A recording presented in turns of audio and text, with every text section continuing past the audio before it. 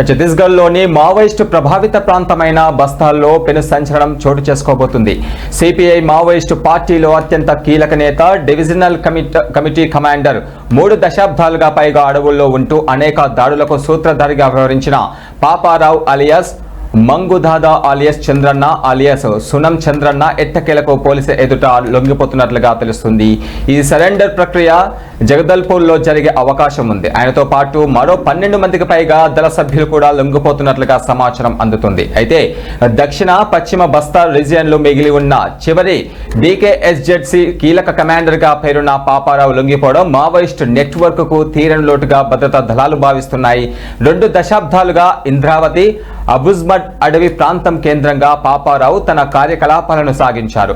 Guerrilla యుద్ధం తంత్రంలో ఆరితేరిన వ్యక్తుల్లో మాడావి హిడ్మా, బార్సే దేవ తర్వాత పాపారావు కూడా ఒకరు. భద్రతా బలగాలపై జరిగిన భారీ ఎన్కౌంటర్లు, మెరుపు దాడుల్లో ఆయన అత్యంత కీలక పాత్ర పోషించారు.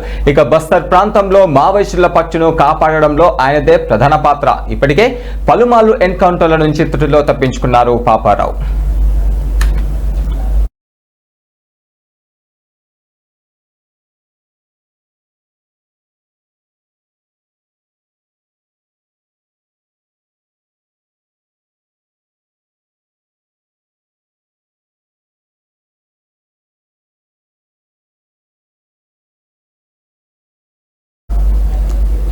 ఈ నెల 31 కల్లా దేశంలో మావోయిస్టులను అంతమొందించే ప్రక్రియ మొదలు కాబోతున్న నేపథ్యంలో ఈ నిర్ణయం తీసుకున్నట్లుగా తెలుస్తుంది.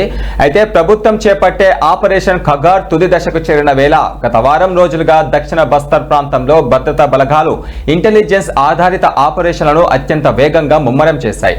అడవులను జల్లెడ పట్టడం, సమాచార వ్యవస్థను నిర్వీర్యం చేయడంతో పాటు పాపారావు వ్యక్తిగత నెట్వర్క్ పూర్తిగా బలహీనపడినట్లుగా తెలుస్తుంది. దానికి తోడు అధికారుల నుంచి పెరిగిన ఒత్తిడి కారణంగా ఆయన అజ్ఞాతాన్ని వీడాలని నిర్ణయించుకున్నారనే వార్తలు వినిపిస్తున్నాయి.